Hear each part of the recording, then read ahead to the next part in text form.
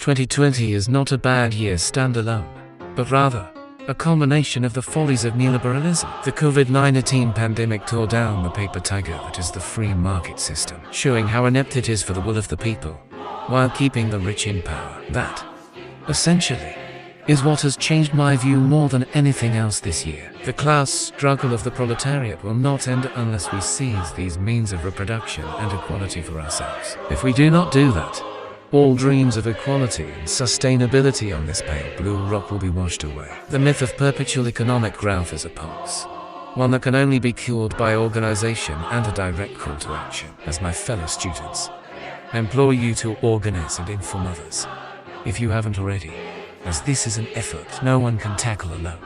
It's a Herculean endeavor, no doubt, and it may seem impossible at times, but I firmly believe that the events of this year have convinced me that in the future, communism will prevail. 2020 has been a roller coaster from start to nearly finish. Anything I could say in this video would sound familiar because so many people have lived the same year.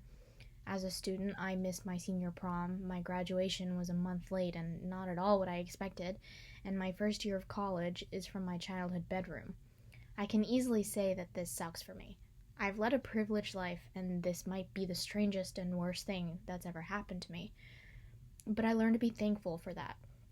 Nearly 215,000 Americans have died of COVID-19. Black people are being harassed and killed on the streets for the color of their skin. Women's and LGBTQ rights are in danger. There's an epidemic of missing and murdered Indigenous women, and women at the southern border are being forcibly sterilized. And this stuff isn't new. This has been happening for years. My definition of a bad year comes nowhere close to what's going on around the world. And thank God I realized that, because now I can use this privilege to amplify the voices that need to be heard. 2020 has been a roller coaster of a year, and I feel like a lot of people would have skipped it if they could have.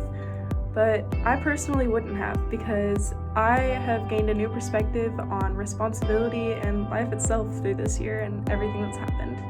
I got to graduate high school, start college, move out of my parents' homes, and the responsibility that I've learned when taking care of myself and my friends and just watching the world around me happen has really changed my perspective on life.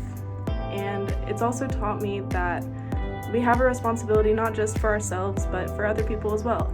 And things like the Black Lives Matter movement and the election have really impacted me and taught me that we need to stand up for the people who can't stand up for themselves, whose voices aren't heard. And I feel like that's really important, and I think that 2020 has been a year of learning for me and for everyone else.